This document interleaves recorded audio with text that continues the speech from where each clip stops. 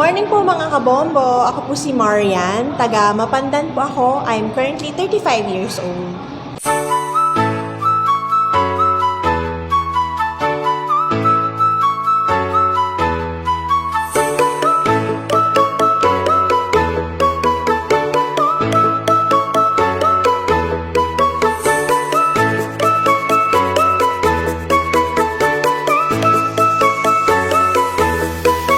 Good morning, Philippines! Sa inyong panibagong edisyon ng ating lingguhang segmenta na negosyo at empleyo. Likas na sa ating mga Pinoy ang hilig natin pagdating sa pagkain. May mga instances na kung ano ang uso, nakikisunod tayo just for the experience. Pagkain o kahit pa sa mga inumin, hinding-hindi papahuli dyan ang mga Pinoy, lalo na sa mga food lovers. Nabisita natin kamakailan mga kabombo ang isang negosyante mula sa bayan ng Mapandan at ang sabi, "The family that eats together sticks together." Isa ka din ba sa mga naniniwala sa katagang ito? Family-oriented, ika nga nila ang mga Pinoy. Nakasanayan na natin noon pa man ang importansya ng pagkakaroon ng quality time para sa isang pamilya at isa na nga dyan ang pagsasalo-salo sa hapagkainan. Tradisyonal masyado para sa iba pero hindi ba't kay sarap at sayang isipin kung ganito ang bonding ninyong magkakapamilya. Dito din kasi nabubuo ang masasayang kwentuhan at kamustahan sa mga nagiging ganap sa maghapon ng mga anak at ng mga magulang. Sabi nga nila, sa sobrang abala kuminsan ng mga anak halos hindi na nila nagagawang makamusta ang isa't isa. Kaya't sa hapagkainan na lamang nakakapag-bonding kahit papano. Kaya naman para sa isang negosyante na ating nabisita, mahalagang mapagtanto ng bawat isa ang konseptong ito. Masarap man o hindi, sagana o hindi ang hapagkainan. Ang importante, sama-samang kumain ang pamilya.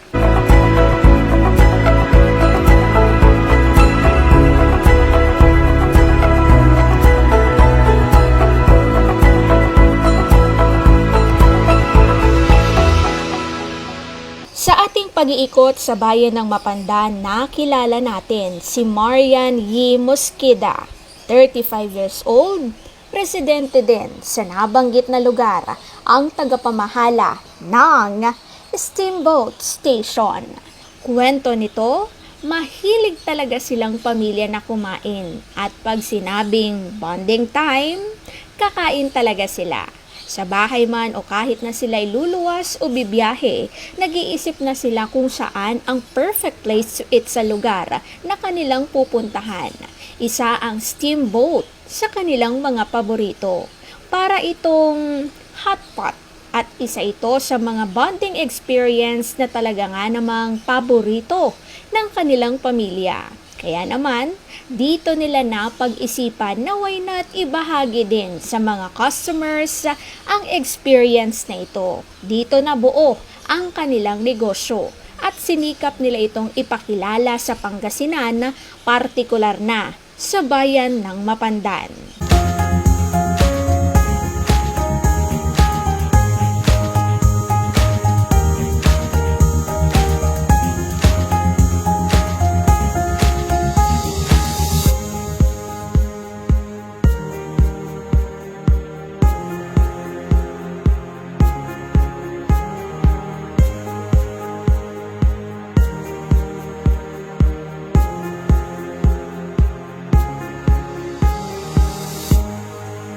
Noon pa may nagpapatakbo na ng negosyo sila Marian, pero ang Steamboat Station, ang negosyong kanilang lubos na pinagtutuunan ng pansin since pang malakasan ang atake.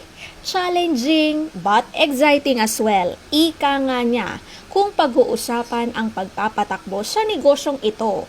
Isa din sa mga nagtulak sa kanila upang tuluyang ipatayo ang kanilang steamboat station ay hindi lamang basta maipakilala ang konsepto nito sa publiko kundi gayon na din ang bawat produkto na maaring makain o matikman.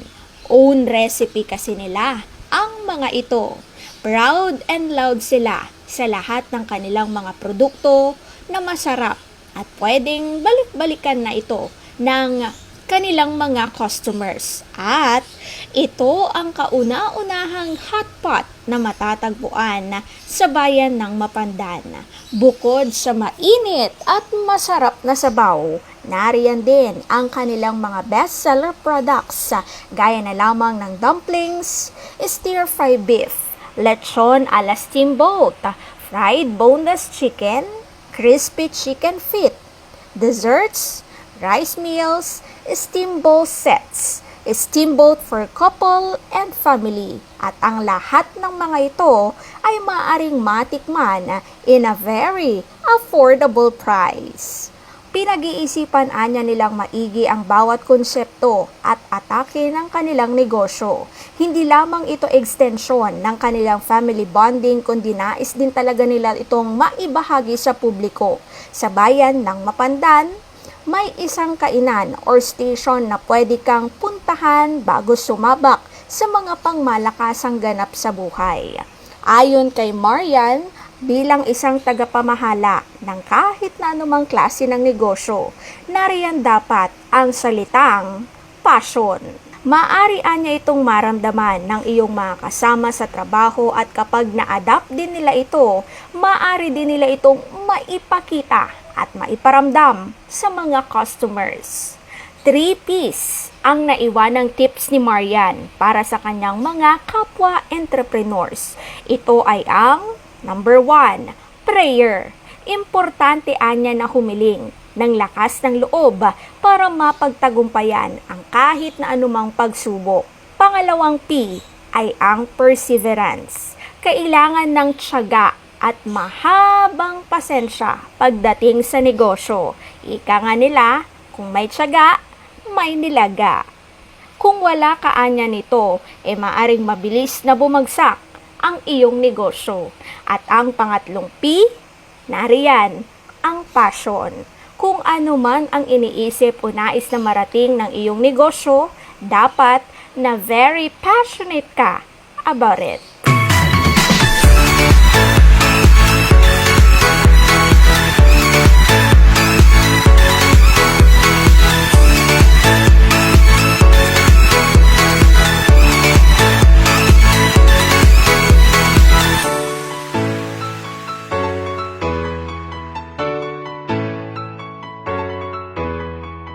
Sa puntong ito mga kabombo, atin namang tunghayan ang kwento ng isang negosyante na ating kakapulutan ng aral at leksyon. Good morning po mga kabombo. Ako po si Marian. Taga Mapandan po ako. I'm currently 35 years old. So, mahilig talaga kasing kaming kumain na family. So, pag sinabi naming bonding time, kakain talaga kami.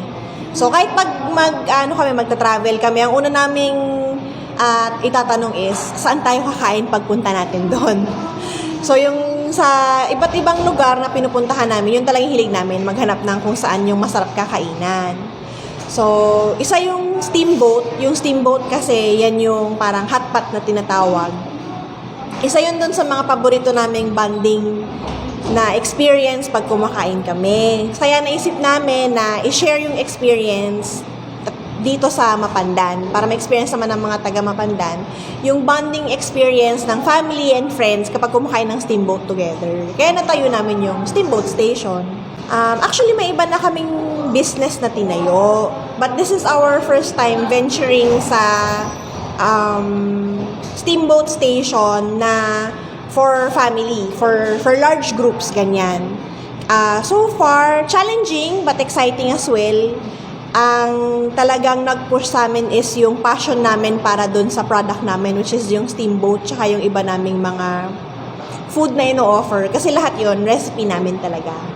Naisip namin na itawagin siyang steamboat station kasi sa station, dun kayo minsan naghihintayin, di ba? So, meet-up place usually station. So, yung steamboat station, gusto namin na dito din yung meet-up place ng family, mga magbabarkada, ng mga groups, bago sila pumunta sa lugar na kung saan sila magiging masaya. Sa Steamboat Station, advantage po talaga number one. I'm very proud and confident to say na yung food is really very good. So, babalik-balikan mo siya. And the experience as well, kasi I think Steamboat Station is the first hot pot station, lalo na dito sa Mapandan.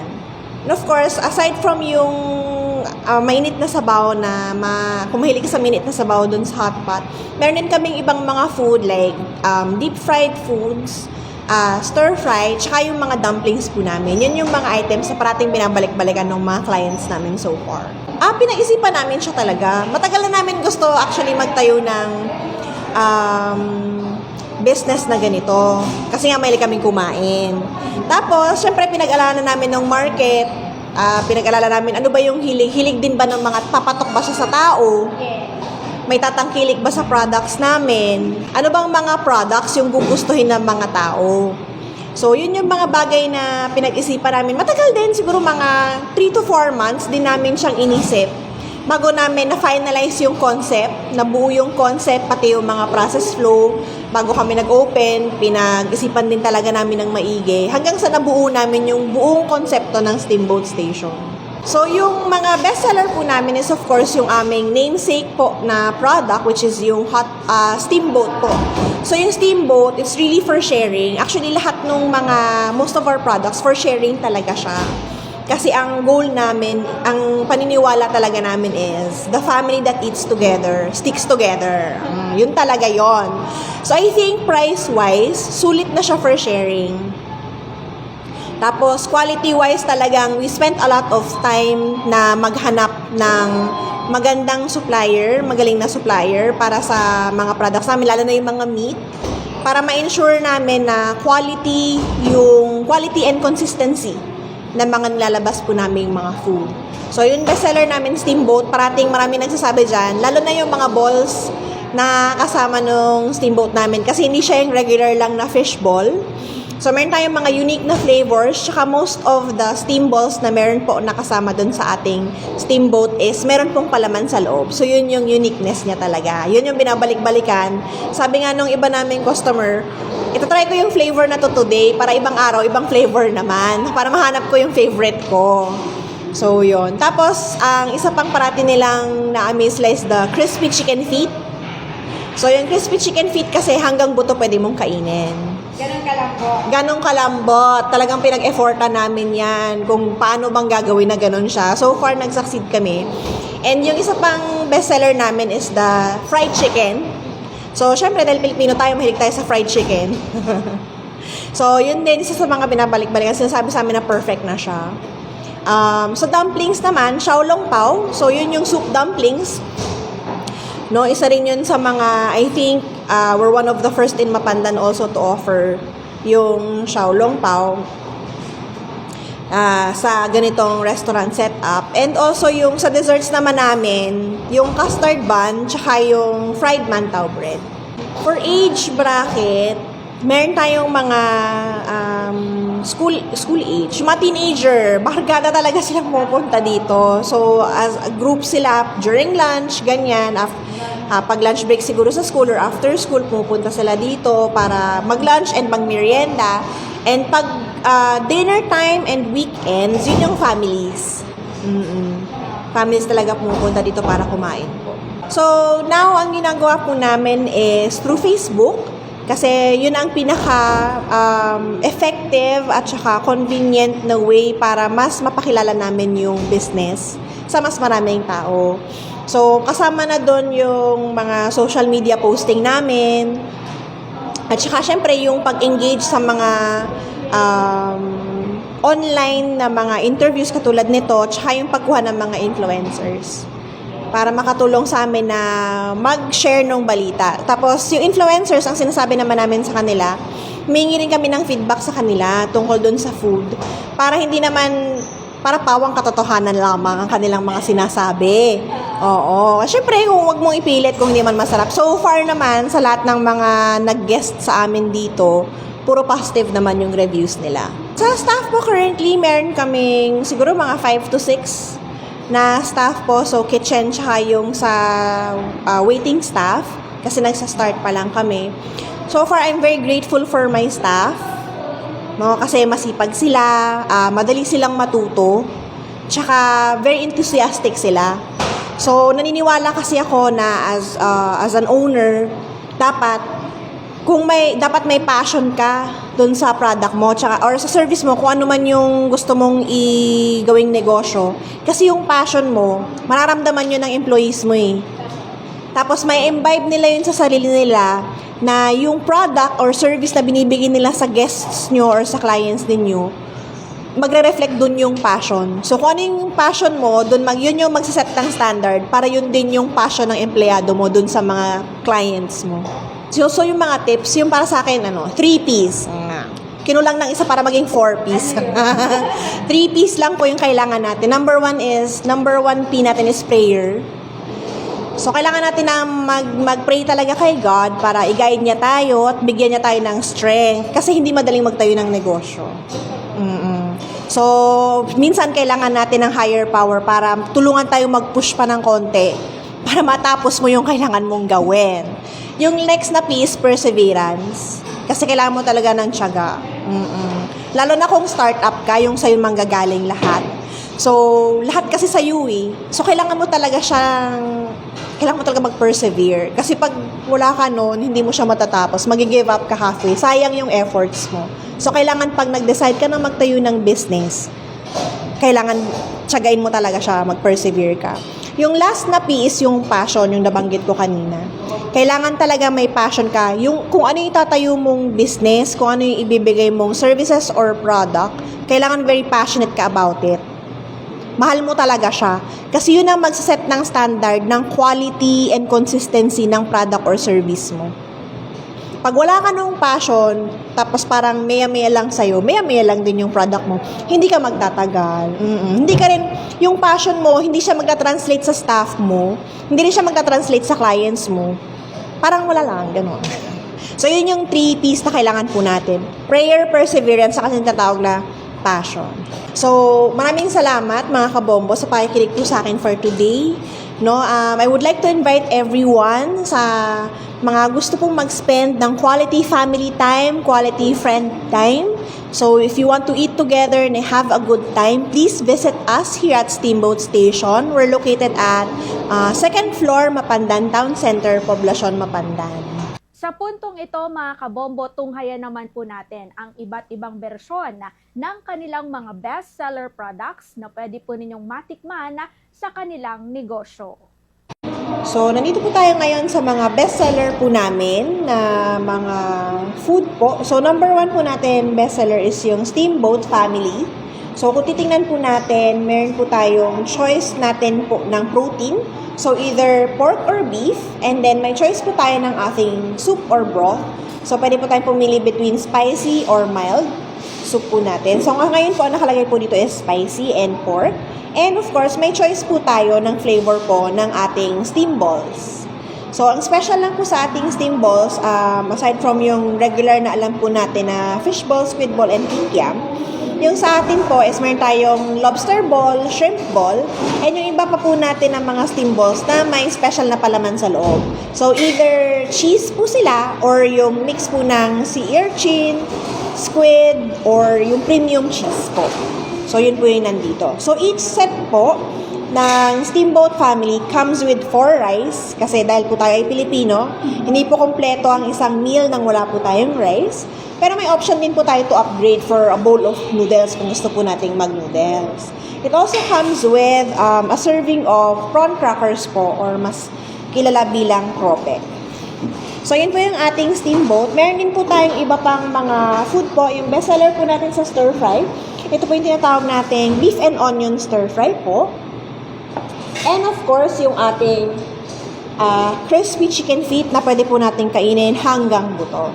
Okay? Of course, for dumplings po, ang bestseller po talaga namin is yung tinatawag na xiaolong pao. So, ito po yung tinatawag na soup dumpling. So, pag kukunin po natin siya, so we have to assist it with the soup spoon kasi may laman po yung soup sa loob. And then, of course, next is, hindi naman po matatapos ang pagkainan ng pamilyang Pilipino kung walang panghimagas. So, ang dalawa pong bestseller po namin sa desserts is yung tinatawag na fried mantaw.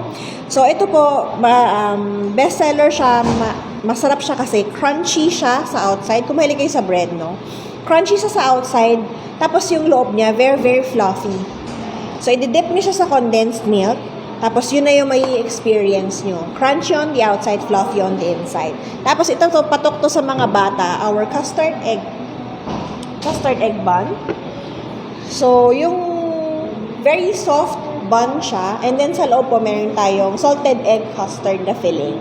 So, usually ang ginagawa po ng mga guests po natin, order sila ng isa niyan, tapos order sila ng isa pa pang take out sa mga hindi nakasama dun sa araw na yun. Okay, so, yun po yung ating mga bestseller dito po sa Steamboat Station.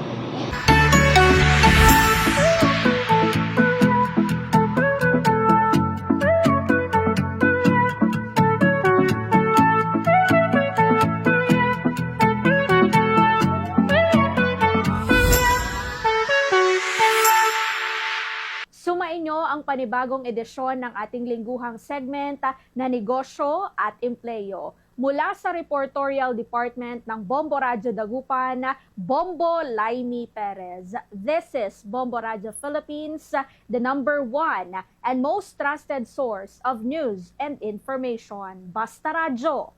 Bombo. Good morning, Philippines.